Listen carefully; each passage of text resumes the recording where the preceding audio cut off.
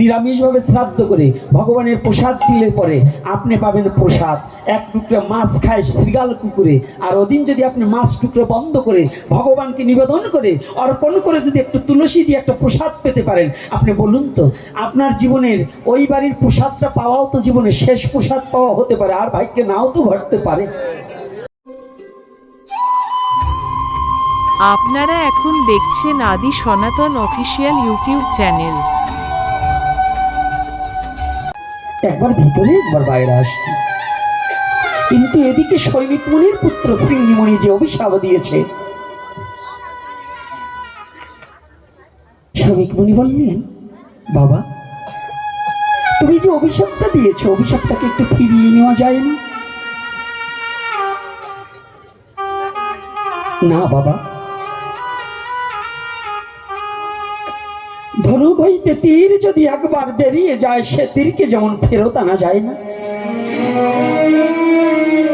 ব্রহ্ম মুখ হইতে যদি অভিশাপ একবার বেরিয়ে যায়, সেই অভিশাপ আর ফিরিয়ে আনা যায় না। আপনারা ভালো করে খেয়াল রাখবেন, আমাদের সমাজে তো এখন অভিশাপের ভয় নেই। অভিশাপ কিন্তু পৃথিবীতে সাপের বিষ ঝাড়িলে নামে, কিন্তু অভিশাপের বিষ কোনোদিন ঝাড়লে নামে না।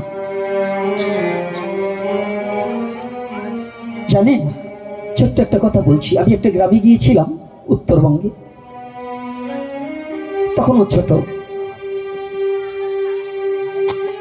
এই ছেলেটা আমার ছোট, তখন ও আমার সাথে নিয়ে যেতাম, ও পড়াশোনা করে, মাঝে মাঝে নিয়ে যেতাম। তো ওই বাড়িতে একটা পাগল এসেছিল, মুড়ি ভাজছে এক মা, তো এই মুড়িটা একটা পাগল এসে বলছে আমাকে মুড়ি দাও, তো বলছে না দেবো না, খুব অনুনয় বিনয় করছে, ক্ষুধা হয়তো ক্ষুধা লেগেছে, কিংবা কোনভাবে কে আসে তা তো বলা যায় না। বারংবার চাওয়ার পরে ওই গরম বালি আছে, ওই মুড়ি লাড়া যে কাঠিটা দিয়ে বালিটা ছিটিয়ে দিয়েছে।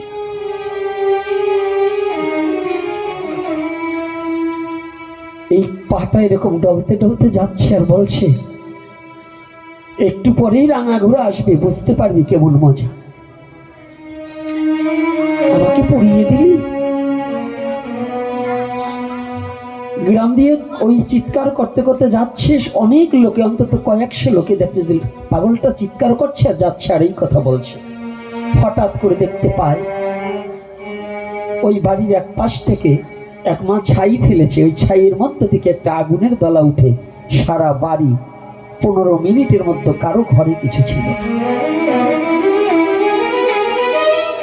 কারো ঘরে কিছু ছিল না, একবারে পুরো ওই যে রাঙা ঘোড়া আসবে দেখতে পাবে, আগুন কি লাল লাল দেখা যায় না, একবারে পুড়ে একেবারে ধুলা, মানে ছাই হয়ে গেছে। তাহলে এর কারণটা কি জানেন? অভিশাপ কিন্তু কোনোদিন কাউকে ক্ষমা করে না। অভিশাপে আপনি জানেন ভগবানেরও অভিশাপ গ্রহণ করতে হয়েছে। ত্রেতা যুগের অভিশাপ দাপর যুগে এসে ভোগ করতে হয়নি, না হলে জরাবেদের সরাগতে কে যেদিন বালিকে বধ করেছিল, বালির পুত্রই তো এই অভিশাপ দিয়েছিল নাকি? রাধে রাধে। অভিশাপটাকে দিয়েছিল যে আমি তোমাকে বধ করব অন্যায়ভাবে, কিন্তু আসলে ভগবান বললেন তোমার মতো ভক্তের অভিশাপ আমি মস্তক পেতে গ্রহণ করে নিলাম, তোমার এই আশা পূর্ণ করবো এ যুগে নয়, তবে তারপরে যুগে গিয়ে তুমি জরাব্যাধ নামে জন্মগ্রহণ করবে, তোমার সরাঘাতেই আমি এই লৌকিক আচরণে দেখাবো আমি মৃত্যুবরণ করেছি, কিন্তু আমার কোনো মৃত্যু নাই, আমি অজপি, আমার কোনো মৃত্যু নেই। প্রত্যেকটা কথা। তাই আজকে অভিশাপ কখনো কাউকে ক্ষমা করে না। শ্রী বললেন, পিতা আমি মণিপুত্র, আমি অভিশাপকে কখনো ফিরিয়ে নিতে পারবো না, যে যেমন কর্ম করেছে, তুমি আমার পিতা, তোমার গলে মৃত্যু তক্ষকে যে পেঁচিয়ে দিয়েছে, পুত্র হয়ে পিতার অপমান কি সহ্য করা যায়? এই প্রত্যেকটা কথা আমি দর্শন দিয়ে বোঝাতে চেষ্টা করছি। শ্রীমুনি বলছেন, পুত্র হয়ে কি পিতার অপমান সহ্য করা যায়? সৈনিক মুনি নির্বাক, কথাটা তো সত্য। পিতাকে? আমাদের বাবা একজন, আর জগৎ পিতাকে ভগবান কৃষ্ণ। তাহলে জগৎ পিতার নিন্দা যদি কেউ করে সেটা কি আমরা মেনে নেব? হ্যাঁ বাবা, ও মা, মেনে নেব মা। জগৎ পিতাকে ভগবান কৃষ্ণ। এই জন্য প্রত্যেকটা গুরুদেবের দীক্ষা দেওয়ার সময় শিষ্যকে বলা উচিত যে অন্তত কৃষ্ণ নিন্দা যেন কর্ণে না শ্রবণ করো, বৈষ্ণব নিন্দা এবং হরি নামের নিন্দা এইটা যেন কর্ণে শ্রবণ না করো। এটা প্রতিটা শিষ্যকে, প্রত্যেকটা গুরুদেবের সৎ উপদেশ দেওয়া উচিত যে বাবা অন্তত এই পাপ কর্ম থেকে নিজেকে রক্ষা করো।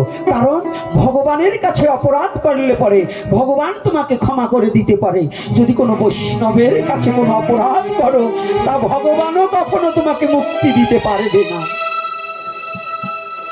এজন্য অভিশাপ থেকে নিজেকে বাঁচাবার জন্য যেন কোনোদিন জীবনে বৈষ্ণব অপরাধ না হয়। আজকে কি করছি? সৈনিক মুনি মনে মনে চিন্তা করলেন, তাহলে একটু রাজনকে তো সংবাদটা দিতে হয়। কাকে পাঠাবো? শিষ্য তো অনেক হয়, কিন্তু প্রিয় শিষ্য তো সবাই নয়। কি বাবা? আমাদের মধ্যে বর্তমান কি জানেন, হরিকথাকে এখন ভাগ করা দিয়েছি। যার যার একজন ভালোবাসার মানুষ থাকে। এই শ্রোতাদের মধ্যে গতকাল না পরশুদিন ফোন করে একজন বলতেছে, বাবা কি আমাদের মধ্যে কয়জন ভাগ হয়েছে? কি ভাগ? কয়েক একজন, আমরা কেউ একজনের পাঠে যাই, কেউ আর একজনের পাঠে যাই না। আমি বলি এটা যার যার ব্যক্তিগত ব্যাপার, এ নিয়ে কথা বলে কোনো লাভ নেই। আছে সবাইকে সবাই ভালোবাসবে। যারা প্রকৃত ভক্ত তাদের কোনো ভক্ত বিচার করে না। ওখানে কোন কথাটা আমার জীবনের উন্নতি হবে, কোন কথাটা আমার মনুষ্যত্ব জাগ্রত হবে, কোন কথাটা আমার জাতীয়তা বৃদ্ধি পাবে, এই কথার জন্য যাব। ব্যক্তি যেমন হয় তাই হোক, কিন্তু তার বদন দিয়ে যাহা হবে সেটা তোর মিথ্যা বলছে না। এজন্য ওই মুখ দেখে কখনো পাঠ শ্রবণ করা যায় না। পাঠ কোন দিন গৌর হরি কাকে দিয়ে কোন কথা বলাবে তা মহাপ্রভু ভালো জানে। আজকে যেমন শ্রমিক মুনির এক তৎপ্রিয় শিষ্য গৌরমুখ নাম, গৌরমুখকে ডাকছে, গৌরমুখ, গৌরমুখ। হ্যাঁ গুরুদেব, তুমি একটা কাজ করো, তুমি পারবে আমার হয়ে গিয়ে মহারাজ পরীক্ষিতকে একটা সংবাদ জানিয়ে আসতে? হ্যাঁ গুরুদেব বলুন। গিয়ে একবার মহারাজ পরীক্ষিতকে জানিয়ে দিয়ে আসবে। আর মাত্র 7 দিবস তার আয়ুষ্কাল আছে। 7 দিবস পরে তাকে এই তক্ষকাঘাতে তার মৃত্যু হবে। তুমি এই কথাটা, মৃত্যুর সংবাদটা একটু পৌঁছিয়ে দিয়ে আসবে। গৌরমুখ দুটি চোখের জল ছেড়ে দিয়েছে। আহা, এমন জীবন তুমি করিবে গঠন, মরণে হাসিবে তুমি, কাঁদিবে ভুবন।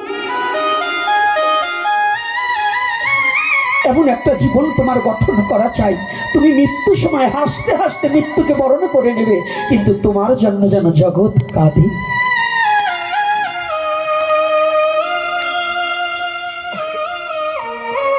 গৌরমুখ কাঁদছে।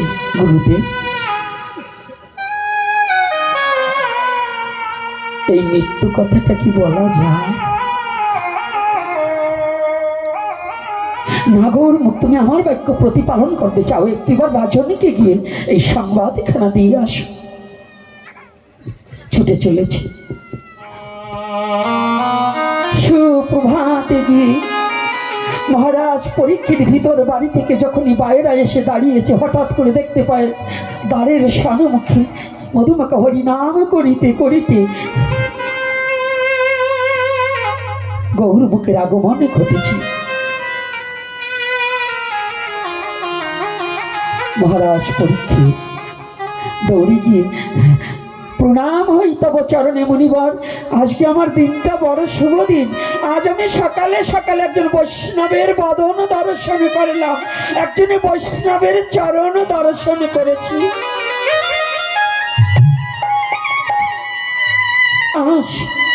আজ না আমার বড় পরম সৌভাগ্য।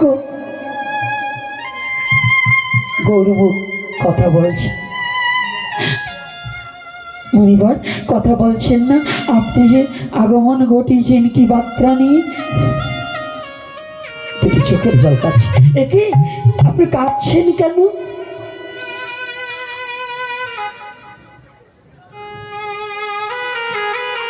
রাজন, আমি কাঁদছি, আমি একটা সংবাদ নিয়ে এসেছি।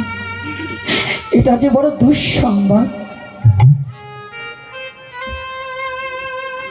মহারাজ পরীক্ষিত বলছি, না না, বৈষ্ণবের মুখে কোনোদিন কোনো দুঃসংবাদ হতে পারে না, কোনো খারাপ সংবাদ হতে পারে না।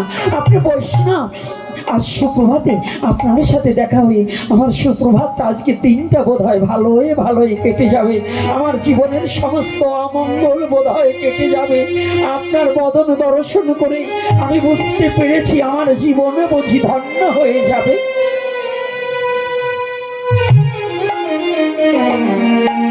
মহারাজ, আমি বড় দুঃখের সংবাদ নিয়ে এসেছি, যে কথা আমার বদনে আপনাকে শোনাতে পারছি না।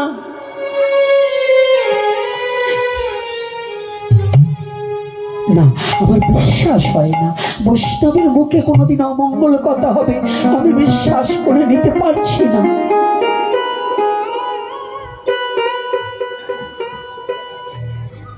বলুন, আপনি বলুন। মহারাজ, যে কথা শ্রবণ করে আমি নিজে স্থির চিত্তে দাঁড়িয়ে থাকতে পারছি না, কেমন করে আপনার কাছে কথা বলবো? বলুন মহারাজ, আপনাকে অভিশাপ দিই। অভিশাপ! গৌরমা, একটিবার তুমি খুলে বলো আমাকে কি অভিশাপ দিয়েছে? আমি কি কোনোদিন অভিশাপ থেকে মুক্তি পাবো না?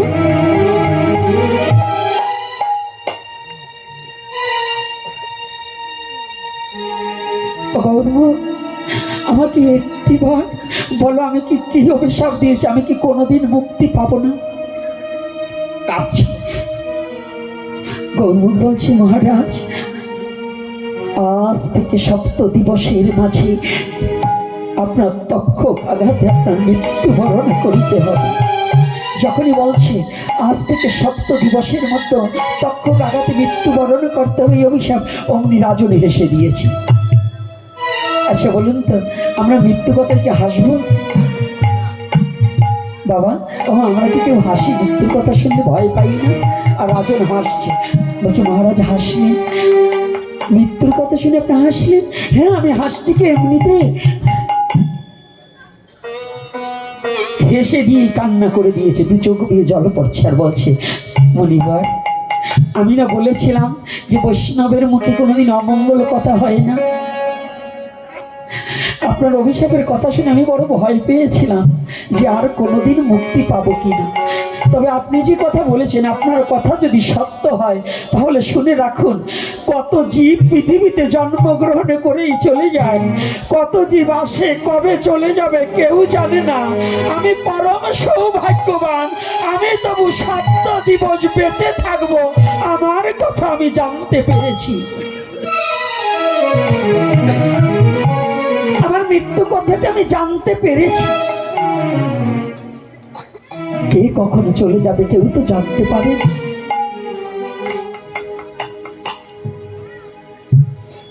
কাঁদছে রাজন, এখন কাঁদছেন কেন?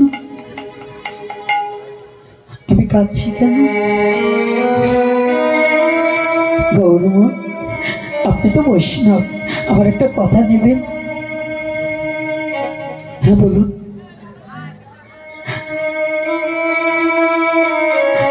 আমি যে ঘর বাড়ির জন্য কত কিছু, আমি যে রাজা,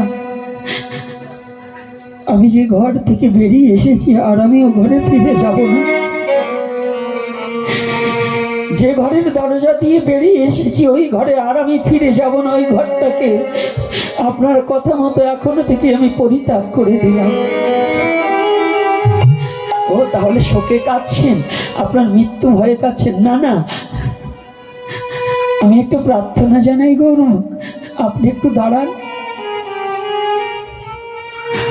আমার তো জীবনে আর কোনোদিন এই মৃত্যু কথা চিন্তা করিতে করিতে আপনার মতো বৈষ্ণবের সঙ্গ আর জীবনে নাও হতে পারে।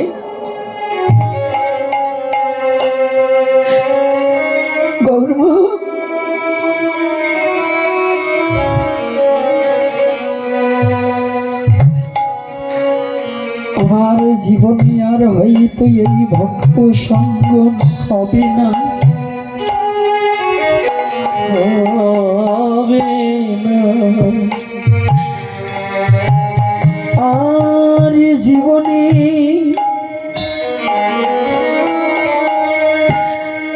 আর তোমার মতো বৈষ্ণবের দেখা হবে না, হবে না,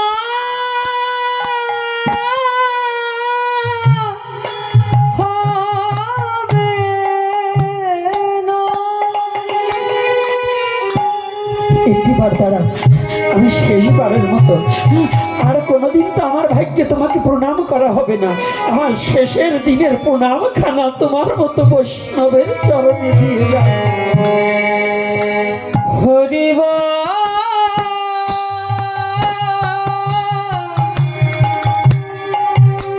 হরি হরিব হরি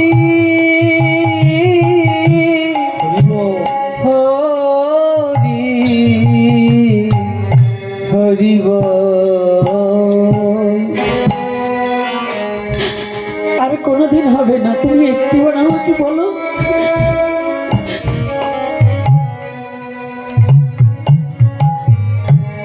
গৌরমুখ দাঁড়িয়েছি, মহারাজ পরীক্ষিত বলছে, গৌরমুখ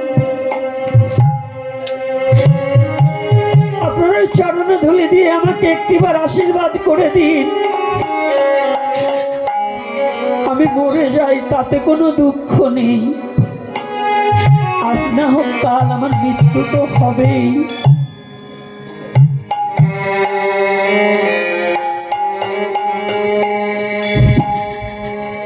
আমার যখন মৃত্যু সময় ঘনিয়ে আসবে, আমার নয়নে যেন বৈষ্ণব বদন দর্শনে করি করি, আমি যেন বৈষ্ণবের চরণের ধূলিকণা মাখিয়া কৃষ্ণ বলিয়া কৃষ্ণ বলি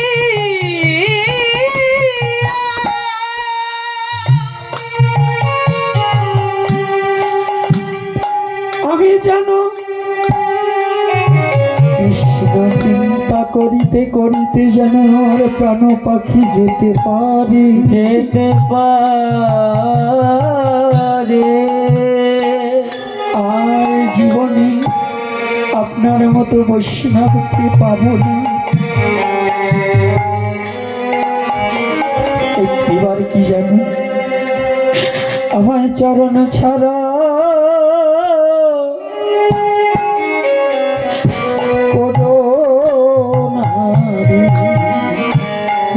আমায় চরণ ছাড়া নিতাই গৌর হরিব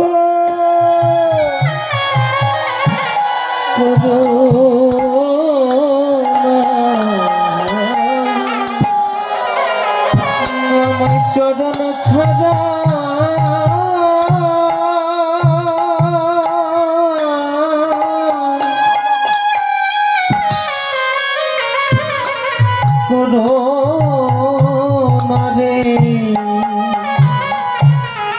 ওরে আমার আর জীবনে এই সঙ্গ হবে না রে,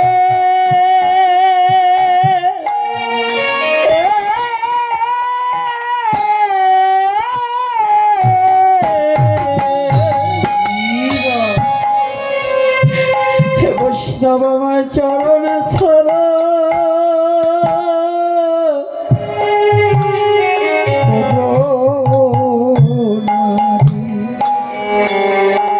আমার এই জীবনে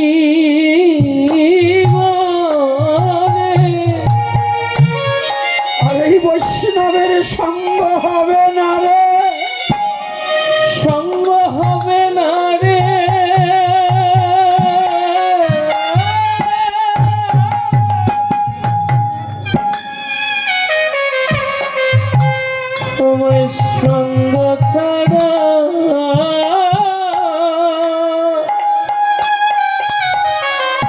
করো না রে, ওরে করো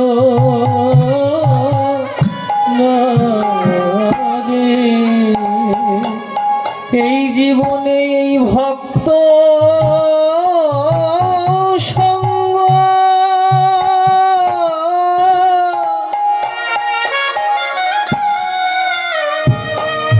আর হবে না রে।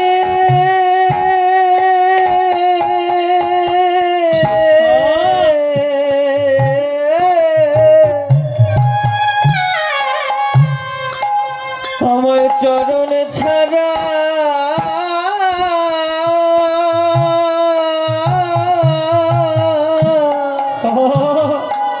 করো না হে আমার জীবনে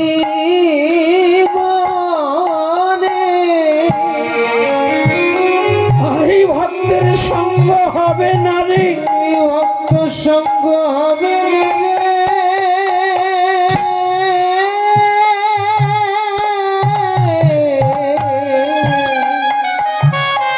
আমার সঙ্গ ছাড়া, আমার সঙ্গ ছাড়া বাবা মুসলব করো না রে। ওরে আমার জীবনের ওই বেলা, ওরে বেলা বুঝি ডুবে গেল,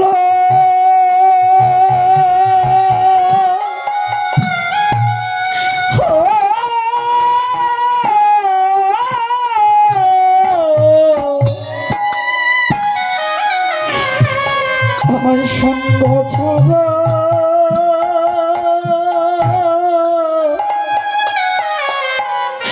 করো না রে। ওরে আমার জীবনে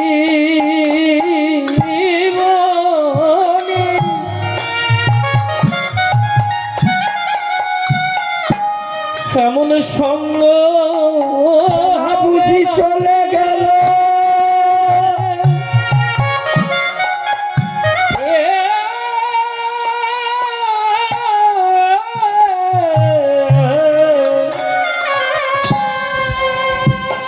আমায় সঙ্গ ছাড়া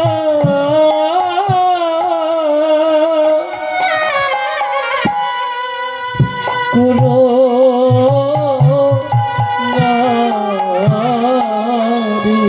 বুঝি এই জীবনের বেলা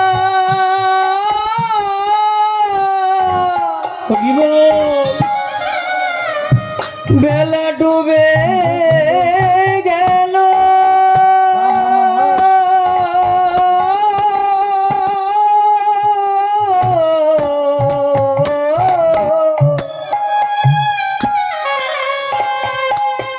আমায় সঙ্গ ছাড়া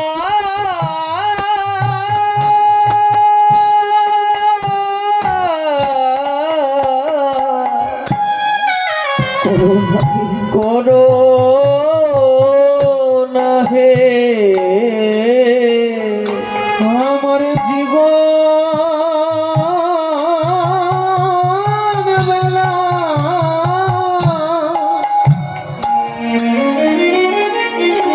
ডুবে গেল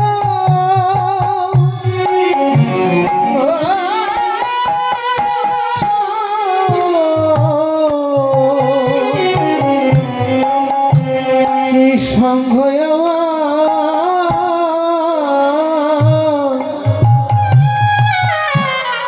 আমায় করো না রে। স্মরণ করে নিচ্ছি, যে ব্যক্তি জানে আমি আর 7 দিবস বেঁচে থাকবো,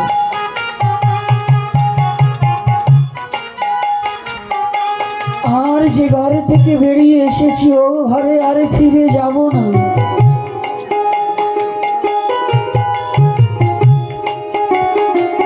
তাহলে আমার এই রাজ্যের ভারটা আমি কাকে দিয়ে যাব? পুত্রকে ডাকছে দূরে, ওই বাড়ি বাড়ি থেকে জন্মে যায়, জন্মে যায়। যখন মহারাজ পরীক্ষিতের কাতর কণ্ঠের ডাক যখনই পুত্র জন্মে জয়ের কর্ণে প্রবেশ করেছে, পাগলের মতো ছুটে এসেছে, বাবা বাবা, কাছে এসেছে। দেখতে পাই মহারাজ পরীক্ষিতের চোখে জল। একই বাবা, তুমি কাঁদছো কেন? একই তোমার চোখে জল কেন বাবা?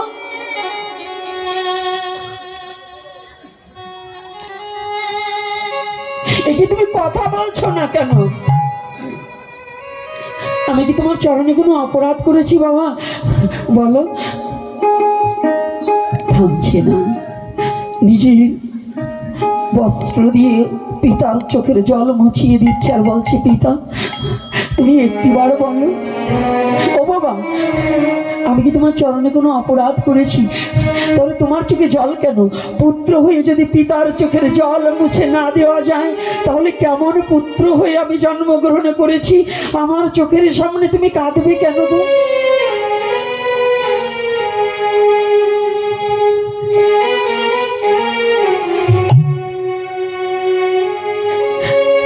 আমি কাঁদছি কেন বাবা? কথা বলতে না বলতে মস্তকের স্বর্ণের মুকুটখানা জন্মেজয়ের মুকুট মস্তকে পরিয়ে দিয়েছি। বাবা, আজ হতে এই সমস্ত রাজ্যে থাকতে তোমার হাতে দিয়ে যাচ্ছি। তুমি রাজ্যখানে পরিচালনা করবে। বাবা, আমার তো এখন বয়স হয়নি। কংসের মধ্যে আর জন্মেজয়ের মধ্যে কতটুকু পার্থক্য!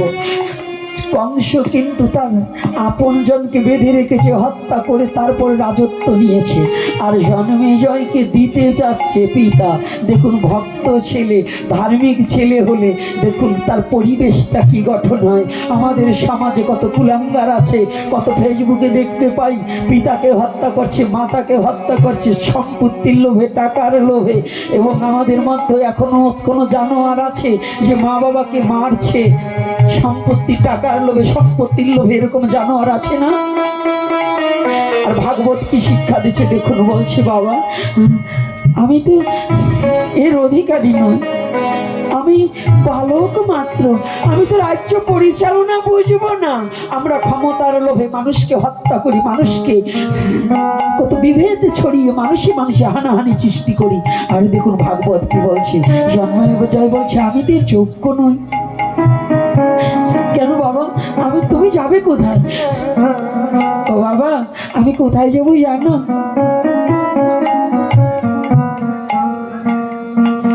যে দেশে একবার মানুষ চলে গেলে আর কোনোদিন ফিরে আসেন,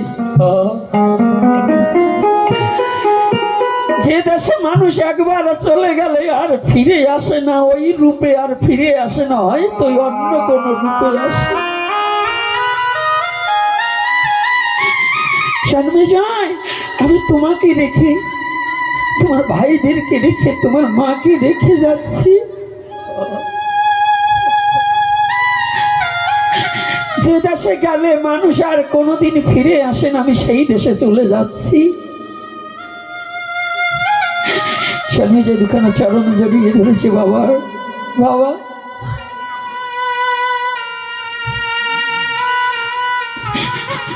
তুমি কি জানো না বাবা, পথিক যখন পথ চলিতে চলিতে ক্লান্ত হয়ে যায়, একটা বট বৃক্ষ দেখলে তেমন করে ওই বট বৃক্ষের ছায়ার নিচে পথিক দাঁড়িয়ে গিয়ে ক্লান্তি দূর করে। পুত্র যখন ক্লান্ত হয়ে যায়, পিতার বট বৃক্ষের ছায়ার নিচে পুত্র গিয়ে দাঁড়ায়। এই জগতে যার পিতা থাকে না, তার যে কোনো দাঁড়াবার জায়গা থাকে না। তুমি কি জানো না বাবা?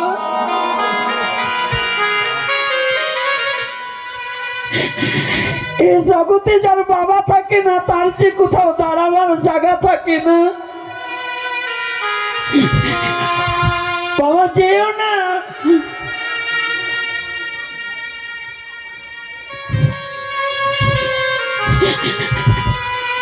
বাবা তুমি চলে গেলে আমি কোথায় যাব বলো?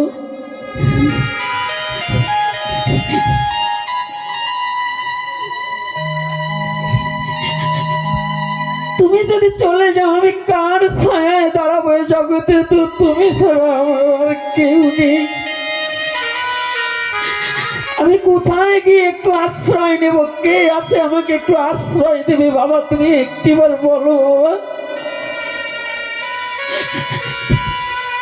জন্মিজয়কে বুকে জড়িয়ে ধরে বলছি বাবা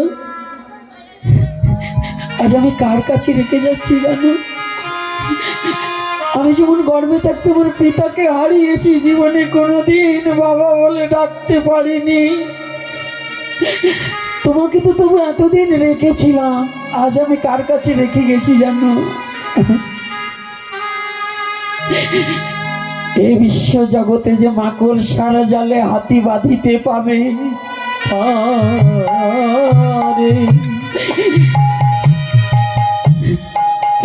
সমস্ত পৃথিবীর চন্দ্র সূর্য নক্ষত্র কোটি তারা যার পায়,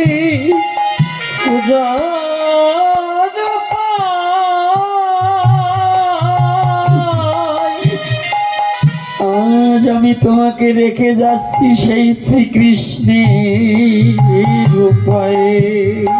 শ্রীকৃষ্ণে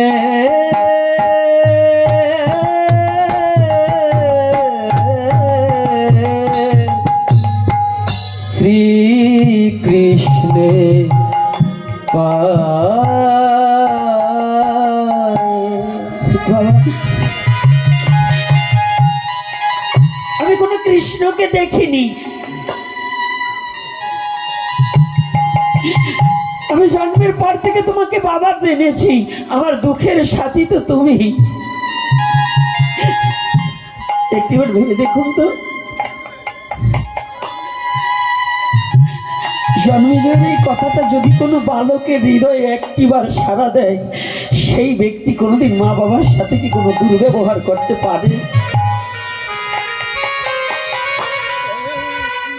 জীবনে কোনোদিন পারবে না।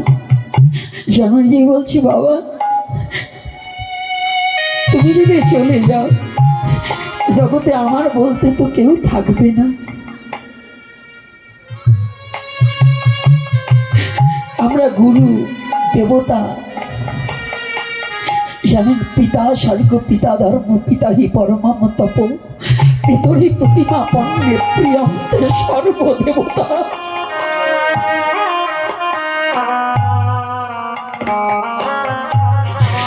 যদি কোনো সন্তান তার পিতা মাতার দুখানা যুগল চরণে যদি নিজেকে আত্মসমর্পিত চিত্ত করে ভক্তির সহিতে, তার কোনোদিন দেবতার পুজো না করলেও হবে যদি সে মা বাবার চরণ পূজা করতে পারে।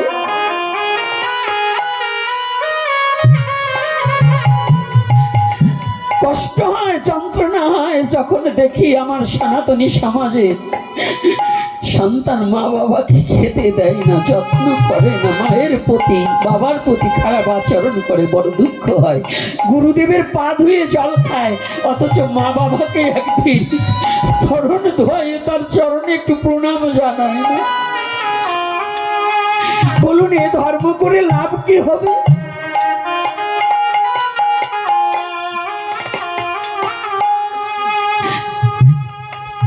তাই একজন ভাবুক একটা গানে লিখেছে,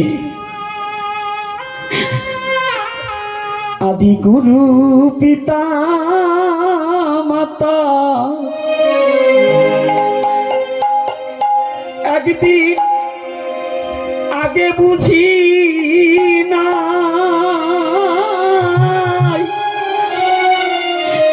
এখন কেঁদে কেঁদে বুঝু ভাষা। ওরে আদি গুরু পিতা মাতা আমি আগে বুঝি না, আমি আগে বুঝি না,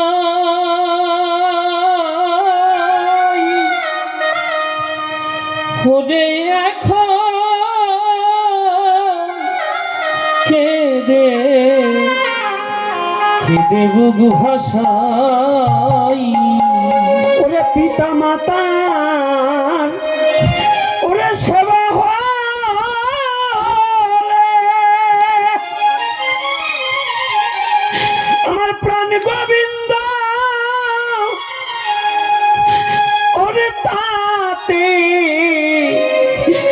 তাতে মিলে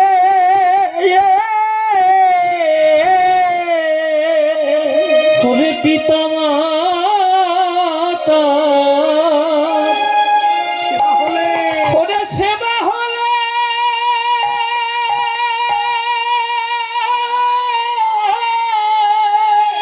আমার প্রাণ গোবিন্দ তাতে মিলে আমার প্রাণ গোবিন্দ তাতে ওরে তাতে মিলে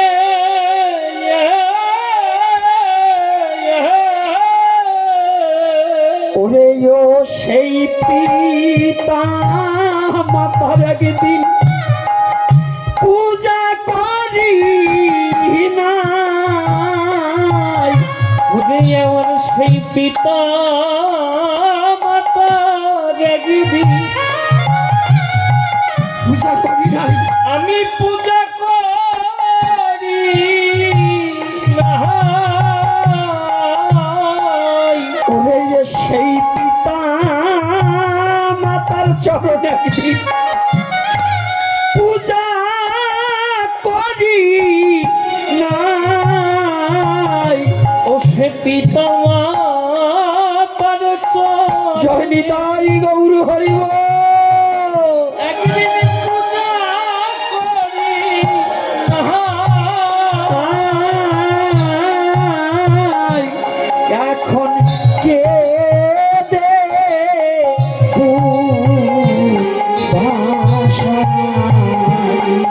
আর পিতা মাতা ওরে আদি গুরু আমি আগে বুঝি নাই ওরে এখন কে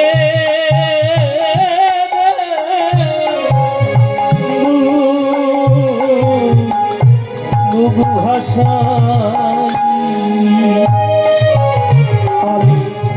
পিতা মাতা ওরে আদি দেব হতা আমি তাদের মনে কত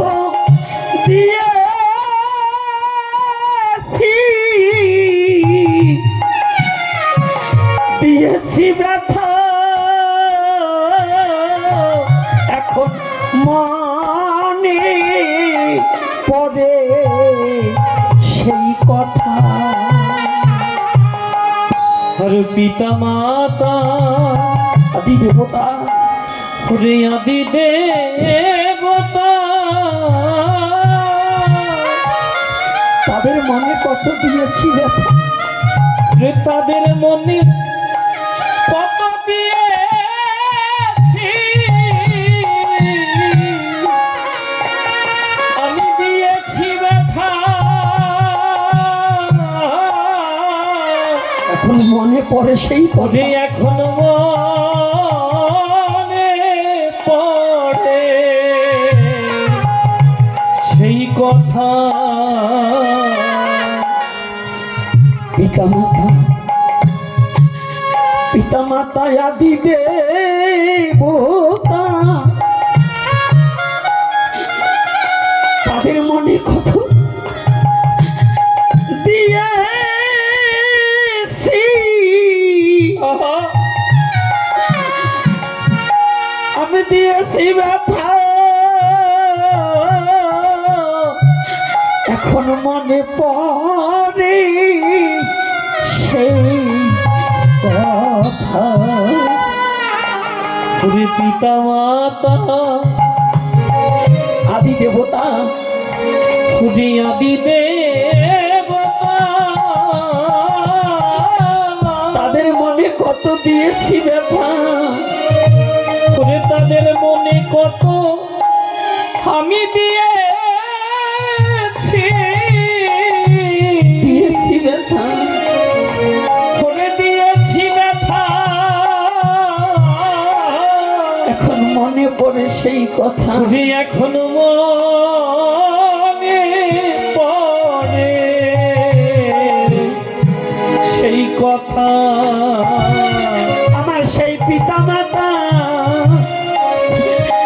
ওরে আদর করে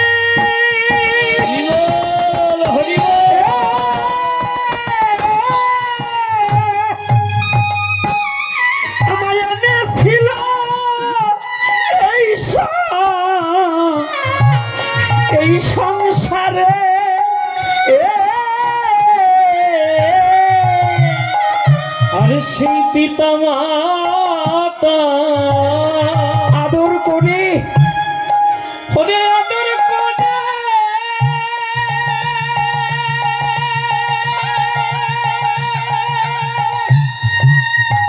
এনেছিল আমাদের সংসারে, ওরে এনেছি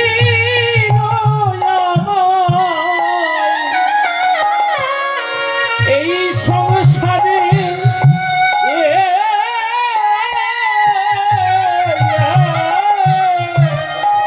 ওরে ও সেই পিতা মাতার জন্য আমি কিছু করি নাই। ও সেই পিতা মাতার জন্য আমি কিছু করি নাই। ওরে ও সেই পিতা মাতার জন্য জীবনে কিছু করি নাই। ও সেই পিতা মাতার জন্য জীবনে কিছু করি নাই। এখন কে দে ভাষণ আর পিতা মাতা ওরে আদি গুরু আমি আগে বুঝি নাই। ওরে এখন কে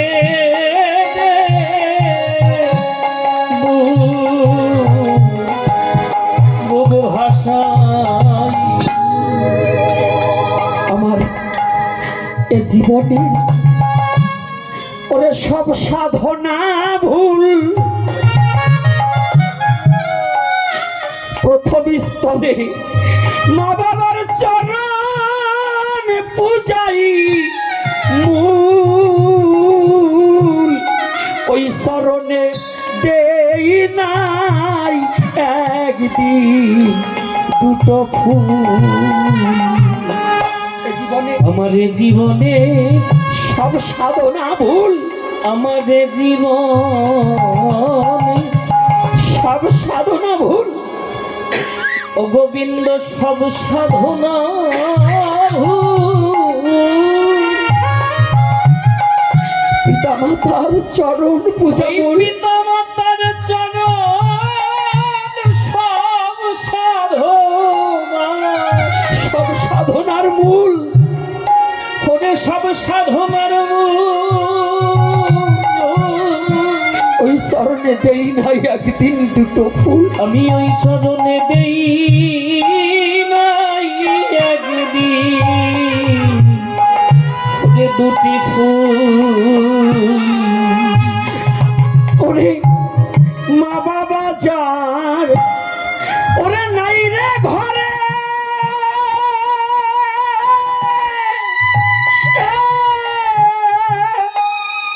ভবে তার মতো আর দুঃখী দুঃখী নাই রে।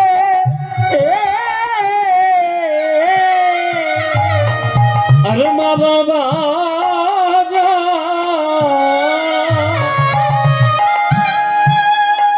ওরে নাই রে ঘরে। জয় নিতাই গৌর হরিব। ওরে ঘরে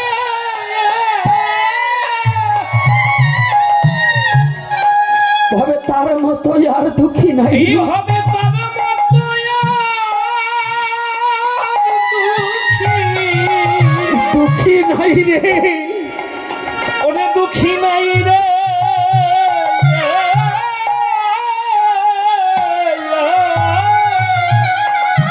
তো সে যাদের আশীর্বাদে পুত্র গোলকে পায় ঠাই।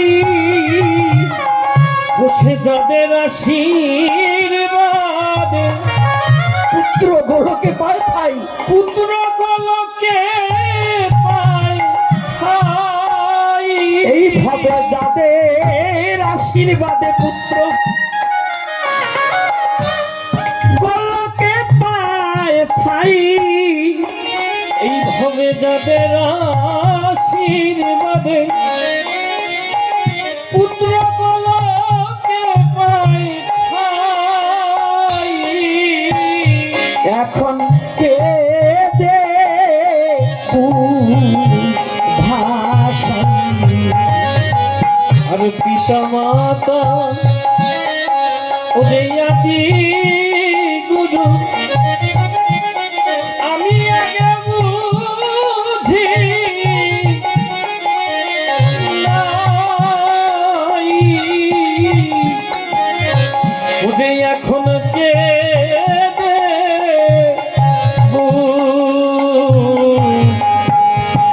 বুঝু ভাষাই।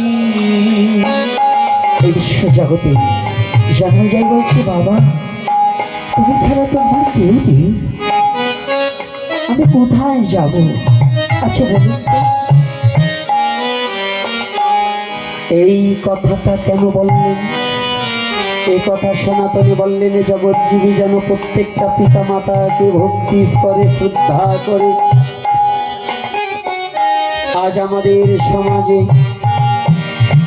আমাদের সনাতনীদের মধ্যে অনেক ছেলে পেলে আছে, মা বাবা থাকতে কোনো কাজ করে না, তাদের যত্ন করে না, কিন্তু মরার পরে বড় করে ইলিশ মাছ, রুই মাছ, পাঙ্গাস মাছ দিয়ে 5 প্রকারের ডাল দিয়ে শ্রাদ্ধ করে গ্রামে 2000-3000 লোক খাওয়ায়।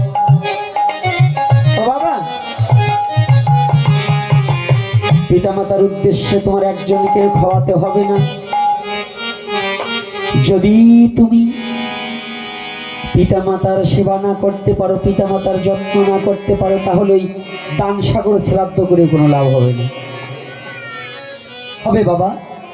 কোনো লাভ আছে? কোনো লাভ নেই, কিচ্ছু হবে না। যদি পিতামাতা জীবিত থাকতে তাদের সম্মুখে অন্ন দিতে পারো না, হ্যাঁ, বাবার ওষুধ জোটে না, মায়ের ঔষধ জোটে না, মা চিৎকার করছে এই শীতের দিনে, হ্যাঁ, মাকে একটা ল্যাপ কিনে দেওয়ার সমর্থ জোটে না, অথচ মা মরে যাওয়ার পরে তুমি 4 গ্রামের লোক খাওয়াবে, ও ছাতা করলে কিচ্ছু হয় না, কিচ্ছু হয় না। তবে যদি তুমি শুদ্ধ ভক্ত হতে পারো, তোমার শ্রাদ্ধ কাকে বলছে? শ্রদ্ধার সহিত যে কার্য করা হয় তাহাকে শ্রাদ্ধ বলা হয়। জানেন কত বলবো, কত বলবো, বলতেও পারছি না, বলে বলে এত মানে বোকা হয়ে যাচ্ছি এখন। লোকে আমি বলতে বলতে আমিও এখন ইচ্ছা করে না যে আর কিছু বলি। কত বলবো বলুন? এই জাতিকে জাগাবার জন্য কত বলবো? এই জাতি হচ্ছে খাওয়ার লোভী। সনাতন ধর্মের লোকেরা, আর বিশেষ করে আমরা যারা সমাজপতি, যারা সাধুরা, কিছু আদা সাধু আছে, এটা খাওয়ায় পাগল। এই খাওয়ায় পাগল হলে ধর্মকে টিকিয়ে রাখা যাবে না, খাওয়াটাকে একটু কম খেতে হবে। মোটা পোলার চাল না খেয়ে মোটা চাল খেয়ে যদি 50 জনের জায়গায় 200-তে খেতে পারি, আমরা ওই মোটা চালের অন্ন খাবো, তবুও আমরা সবাই মিলে খাবো। কি এটাই তো ধর্ম নাকি? রাধে রাধে, এটা ধর্ম না? পোলাও রান্না করে ঘরে বসে জম্বের খাওয়া নিজেরা খাবো, ওটা ধর্ম? কোনটা আরে ধর্ম কোনটা? তাই যদি এটা হয় আপনারা রাগ করবেন না, আজকে একটা কথা বললে যাই, কারণ যেহেতু বিভিন্ন জায়গার লোক আসছেন, আমি চরণে হাত রেখে বলছি, কষ্ট পাবেন না, একটা কথা বলছি, ভগবানকে মানার কথা। আচ্ছা বলুন তো, ঈর্ষাদ চাচা তো মরিয়ে গেছে, কিন্তু ঈর্ষাদ আইন তো একটা, ঈর্ষাদের আমল ঈর্ষাদ একটা ব্যক্তিগত আইন পাশ করছিল না? পাশ করছে কিনা? কথা বলেন না কেন? অনেকগুলো তো ঈর্ষাদের সময় জানি না, কথাটা তো ঠিকই, 6 আঙ্গুল পাটনেছে। তো এখন ঈর্ষাদ যে আইন পাশ করছে, এখন কি সেই আইন আছে? আচ্ছা, খালেদা জিয়া যে আইন পাশ করছিল তা কি এখন আছে? আচ্ছা, শেখের বিটি মানে শেখ হাসিনা, সে যে আইন পাশ করছে, এখন কি আছে?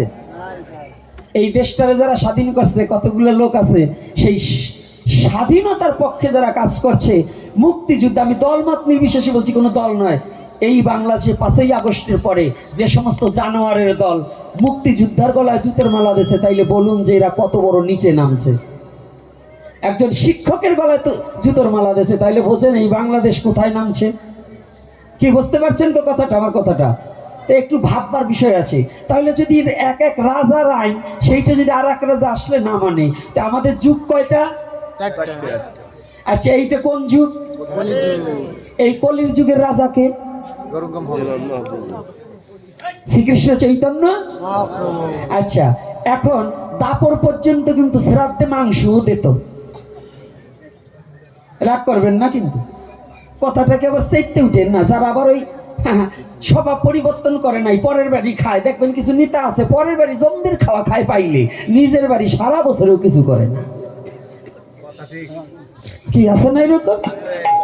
আমার প্রহ্লাদ কয় আমি না বাবা তোমারে বলিনি, আর যদি করো তাহলে তোমার বলতে দোষ কি আছে? এরকম পেটুককে সাধু আছে আমার মতো, যেটা সারা বছর খাই কিন্তু কাজ করি। তাই এই যে আমাদের এদের জন্য কিছু দোষ আছে, কি জানেন? এরা অধর্মকে আশ্রয় করবে, ধর্মটাকে বর্জন করে। কি এই সনাতনী জাতি, বিশেষ করে এখানে যারা আছেন, একেবারে অল্প সময়ের মধ্যে একটা কথা বলবো। জয় শ্রী রাধে। শুনুন, যারা পিছনে যাচ্ছে আপনারা কথা চালু হবে থাকবে, আর হরি কথা শ্রবণ করলে কিছু দক্ষিণা দিতে হয়। ওখানে বসুন। গেছে আজকে কেউ উঠতে পারবে না, উঠলেই বসবো যে টাকা দেওয়ার ভয়তে দৌড়ায়।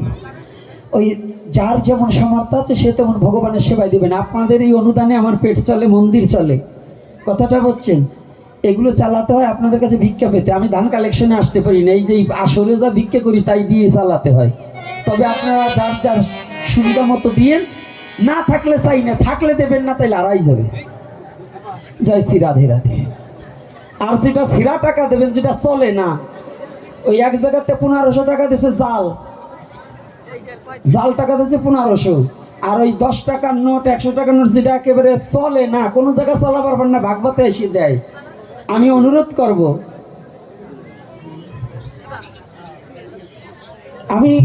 করব যে এই দান করাচ্ছে না করাই বাঞ্ছনীয়, যেটা চলে না। আর একটু কথা শুনুন, কথাগুলো ভালো করে একটু কর্ণপাত করবেন। এই কথাগুলো কেন বলছি? এই কলিযুগের জন্য কে রাজাকে? শ্রীকৃষ্ণ চৈতন্য মহাপ্রভু। তাই শ্রীকৃষ্ণ চৈতন্য মহাপ্রভু যদি হয়, অন্য যুগে শ্রাদ্ধে মৎস্য দিয়ে মাংস দিয়েও করা হতো, কিন্তু এই কলির যুগের জন্য শ্রীকৃষ্ণ চৈতন্য মহাপ্রভু আসছে। এই কলির যুগের জন্য শ্রীকৃষ্ণ চৈতন্য মহাপ্রভু কিন্তু শ্রাদ্ধে মৎস্য মাংস দেওয়া নিষিদ্ধ ঘোষণা করেছে। কথাটা বুঝাতে পারছি? অন্য যুগে ছিল না তা আমি বলবো না বাবা, যদি আমি বলি যে ছিল না তাহলে মিথ্যা হবে না। আগের যুগে ছিল, কিন্তু এই কলির যুগের জন্য অবৈধ। তাহলে আমরা যদি ভগবানকে না মানি, শ্রীকৃষ্ণ চৈতন্য মহাপ্রভু কি ভগবান কি না, এটা বলুন তো। কারা কারা মহাপ্রভুকে ভগবান মানেন না তারা হাত তোলেন। ও হাত তোলেন নাই, তাই তাহলে সবাই মানে। আচ্ছা এইবার বলুন, যারা যারা ভগবান শ্রীকৃষ্ণ চৈতন্য মহাপ্রভুকে সাক্ষাৎ ভগবান মানেন তারা হাত তুলুন তো। রাধে রাধে। আচ্ছা, তাহলে এই যেগুলো আসছেন একজন মানেন না এমন কোন লোক তো আর নাই। তাহলে যদি না মানেন, তাহলে মহাপ্রভু নিজে বললেন এই কলির যুগে, এর আগে এক আলোচক বলছে কলির যুগে সন্ন্যাস নাই, সন্ন্যাস নাই, সন্ন্যাস নাই। আসলে সন্ন্যাস নাই। সন্ন্যাসীকে আমরা সকলে ব্যাস আশ্রিত, আমরা কেউ সন্ন্যাসী নয়। আমাদের সরগোস্বামীর ধারা প্রবাহিত, মানে মহাপ্রভু থাকার পরেও সরগোস্বামীকে মহাপ্রভু যে বেশ দিয়েছে আমরা সেই ডোর কপিনটাকে আশ্রয় করি। আমরা কেহই সন্ন্যাসী নয়। এই জন্য এই মাই বসা, এইটা কেটা পরে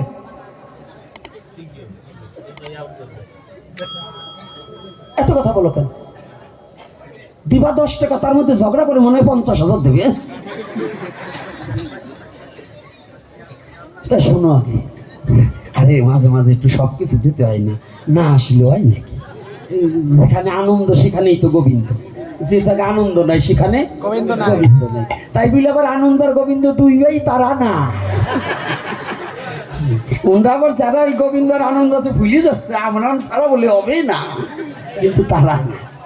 এইবার শুনুন, ভালো করে জানুন, এই যে এই শ্রাদ্ধে কিন্তু মৎস্য দেওয়া, এটা কিন্তু আপনাদের চরণে হাত রেখে বলছি, এক টুকরো মাছের জন্য অধর্মকে প্রচার করবেন না, স্বার্থর জন্য অধর্মকে আশ্রয় করবেন না।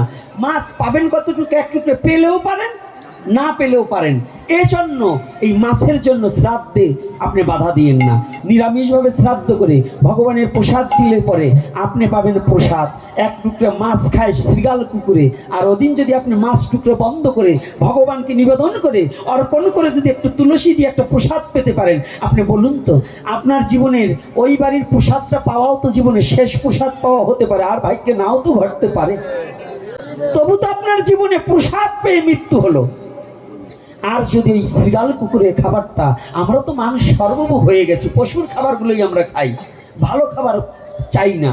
আমি কাউকে ঘৃণা করছি না, তবে একটু পরিবর্তন হন। আপনি বাড়িতে মাছ মাংস খান, আপত্তি নেই, আপনাকে আমি নিষেধ করতে পারবো না, কারণ যার যার রুচিসম্মত খাবার খাক, আমি তারা নিষেধ করবো না।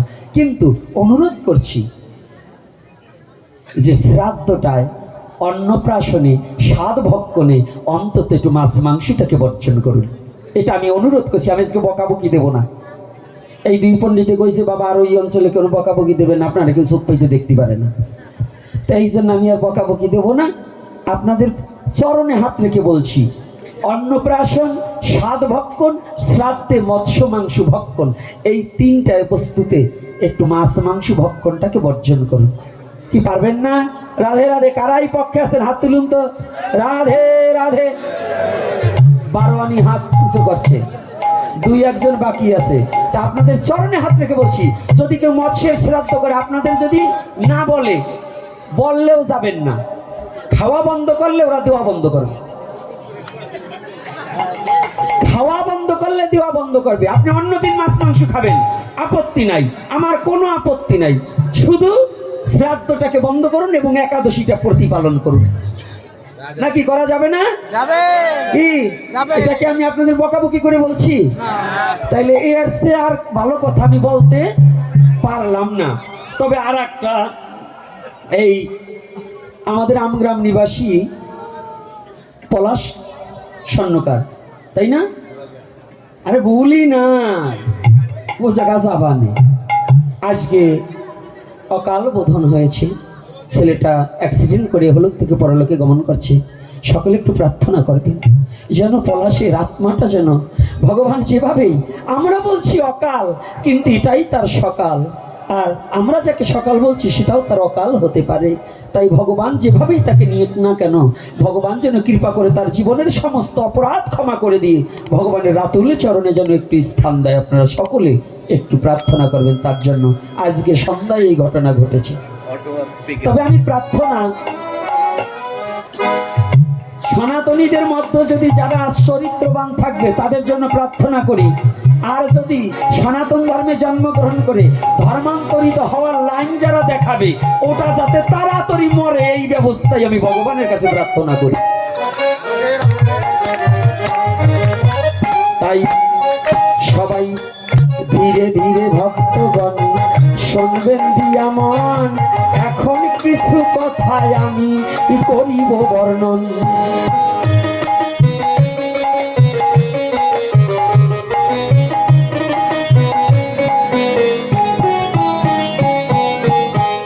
জন্মে জয় বলছে পিতা আমার কথা নেবে, তুমি চলে গেলে আমাদের কার চরণে রাখিবে।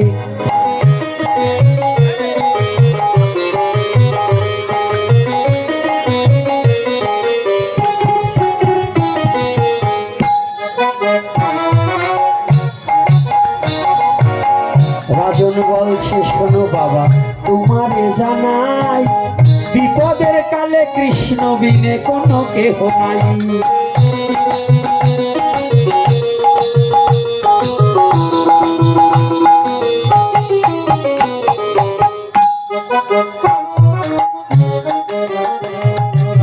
শুধু জন্মে জয়ের নয়, সনাতন ধর্মে যারা আছে, কৃষ্ণ বিনে কেহ নাই আপন বিপদের সময় কাছে।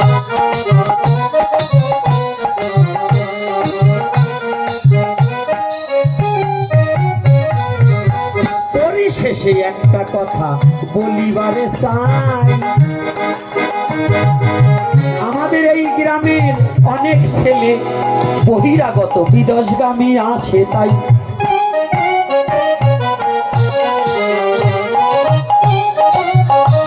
বাবা স্ত্রী পুত্র পরিজনকে ছেড়ে অনেকেই পাড়ি জমিয়েছে বিদেশে শুধু টাকায় অন্বেষণের লোভে। পরিবারটাকে সুখী করতে বিদেশেতে গিয়ে কত না টাকার জন্য তারা আবার কত কষ্ট করে।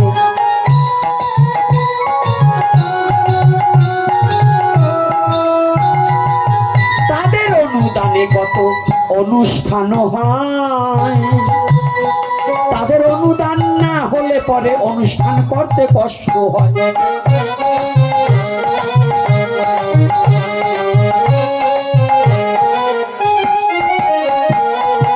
তারা যেখানে যে অবস্থায় আছে আমার গৌর হরির কাছে প্রার্থনা জানাই, তাদের সার্বাঙ্গিক মঙ্গল করো হে কৃষ্ণ দয়াময়।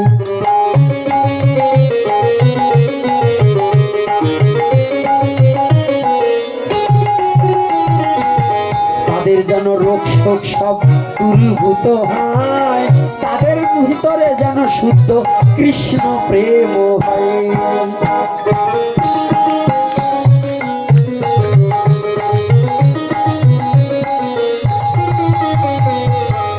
আর যারা অক্লান্ত পরিশ্রম করে আজ এই হরি কথা করেছে আয়োজন, তাদের জন্য একটা কথা বলা প্রয়োজন।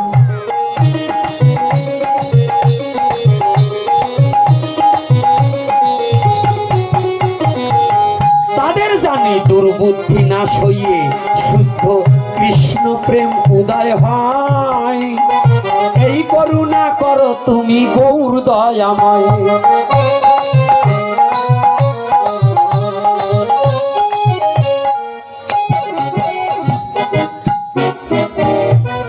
তাই এইবার কিন্তু ধীরে ধীরে দাঁড়াইতে চাই, দাঁড়াইয়ে সবাই কিন্তু আজ নৃত্য হবে গানের তালে তালে বলিলাম এই সভায়।